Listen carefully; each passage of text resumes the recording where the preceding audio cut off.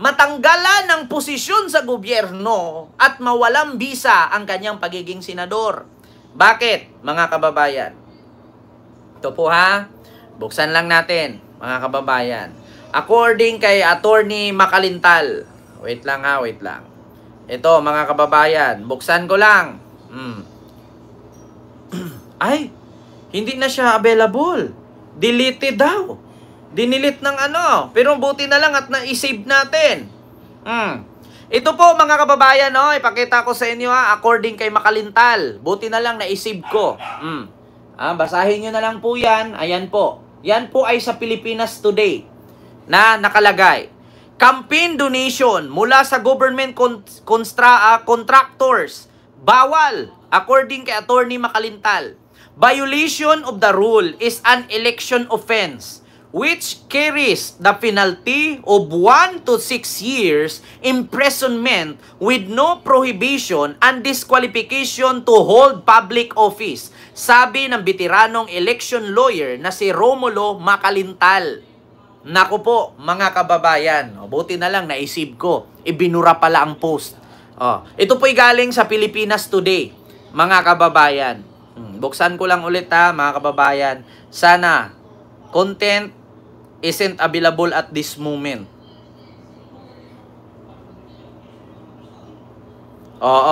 So, binura nga, mga kababayan, na kakasabi lang ni Attorney Makalintal, Romulo Makalintal, na kapag tumanggap daw ng donasyon mula sa mga kontraktor sa gobyerno, ay bawal daw. Ito daw po ay magkakaroon ng violation of the rules is an election offense which carries the penalty of 1 to 6 years imprisonment with no probation and disqualification to hold public office. Diyos mio, mga kababayan. Ay, Diyos mio, Marimar.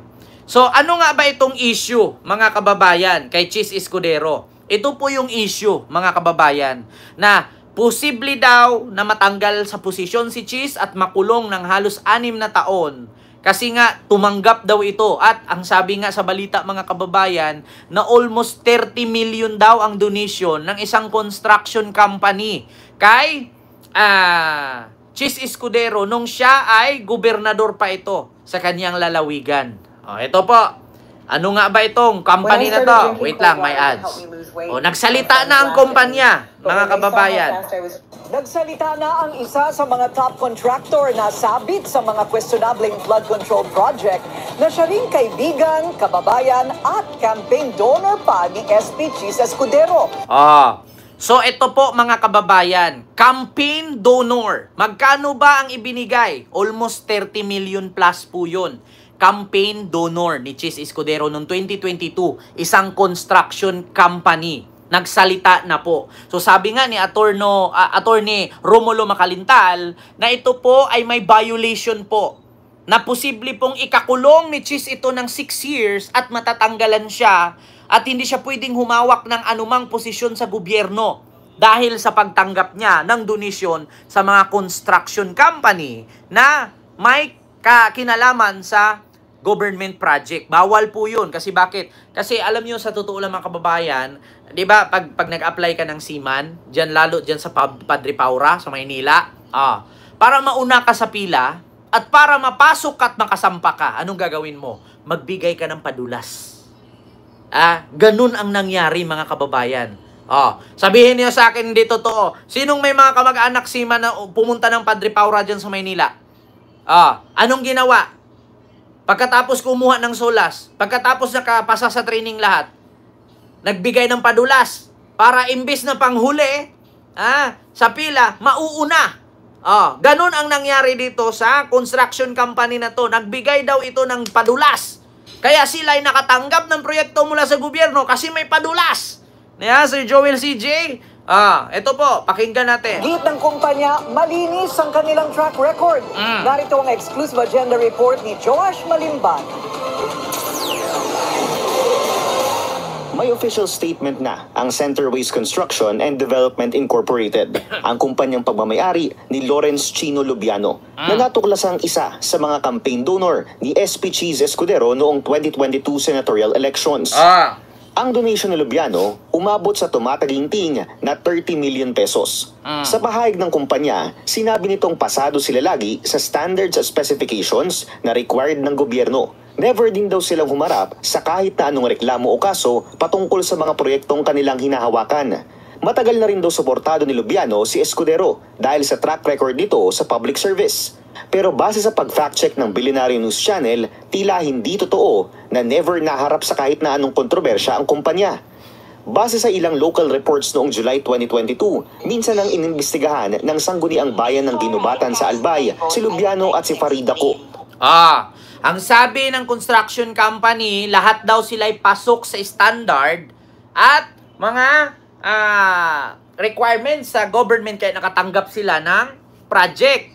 Ngayon, ito iniimbestigahan ng sanggunian sa Albay kasi nga ang kanilang proyekto. Try nyong dumaan mula Tiwi Albay, papuntang Tabaco. Kita nyo yung tulay dyan na laging nasisira? Tapos ang idadahilan nila, dinaanan daw ng barkong ginto. Maniwala kayo? Mga kababayan? Try nyo. Mula Tiwi Albay, papuntang Tabaco Albay. Kita nyo yung kalsada dyan na may ilog. Tapos unahan palayan. Ang idinadahilan ng mga taga dyan ay kaya daw nasisira lagi ang tulay kasi daw dinadaanan daw ng barkong ginto ni Don Mariano. Kita nyo mga kababayan? Imposible naman. Kada 3 taon nasisira ang tulay. So, kada 3 taon dumadaan ang barkong ginto. Sira lagi ang tulay. Ang dinadahilan nila, dinadaanan daw ng barkong ginto. Sira ba ang tulay o sadyang puro substandard ang binibigay na materyales? Kaya laging nabubulok ang tulay. Sino po ba ang construction company doon? Ito, pakinggan ninyo ito Kapatid ni Ako Bicol Party List Representative Zaldico. Dahil yan sa isa umanong palpak na flood control project. Pero base sa sumbong sa Pangulo.ph, may 2 pang proyektong nahawakan sina Lubiano at Co. sa Ginubatan.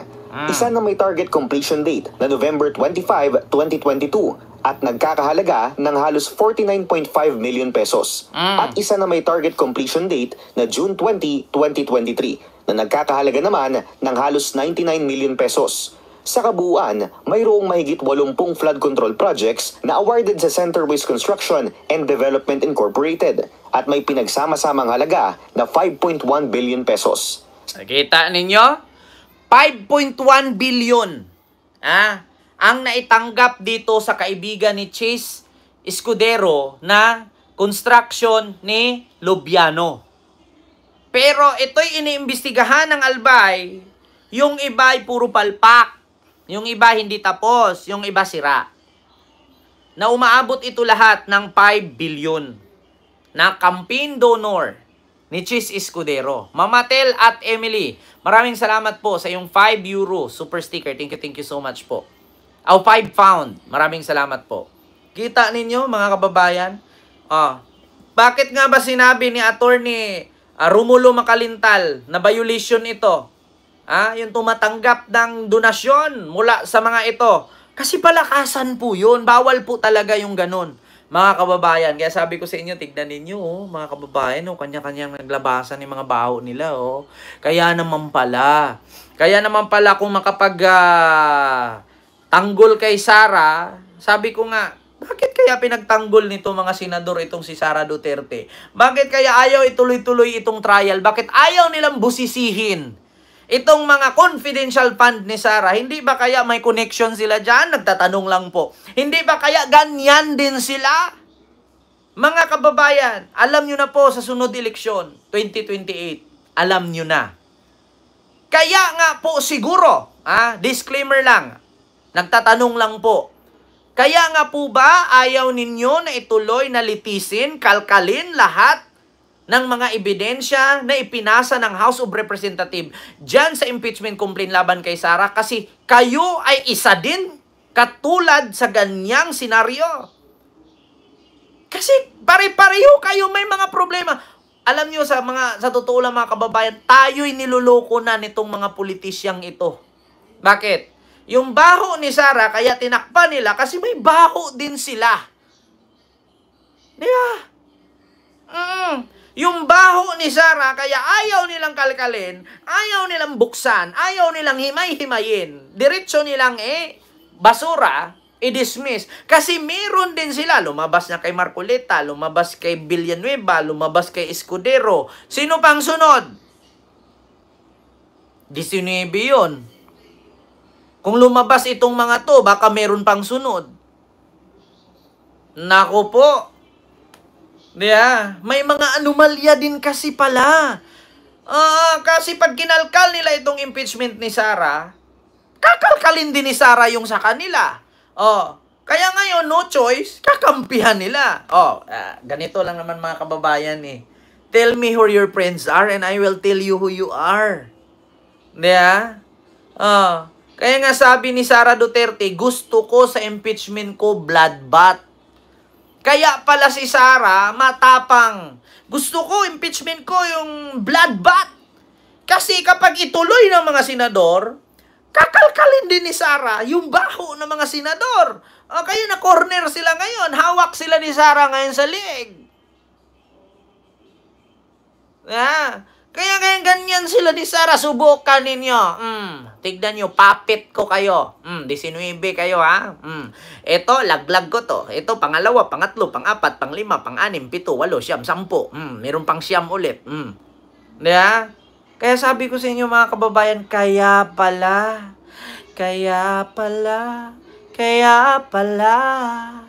ang impeachment ay binaliwala na kasi ang baho ng isa ay baho niya. Kaya pala. Kaya pala. Katiwalian mo'y katiwalian niya. Di mo malalabas ang baho niya. Kaya pala. Diba mga kababayan? Hawak sila sa liig ni Sara. Naku po. So yun po ang sabi ni Attorney Romulo Macalintal. Meron pong violation ng ganito. Mismo sinabi, Ma'am Nora Nerida, hello po. Mismo sinabi ng Billionaire News na campaign donor ni Chis Escudero, itong si Lubiano, na tumanggap ng proyekto mula sa gobyerno na mahigit kumulang 5 bilyon sa parte ng Albay region. Kita ninyo mga kababayan. Kaya pala, ang baho mo ay baho rin niya. Dito sa Pilipinas, kaya pala.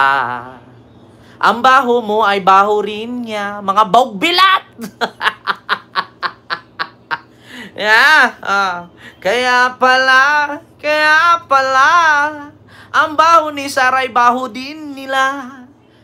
Diba? Ito, sunod mga kababayan, speaking of baho. Ano nga bang mabaho?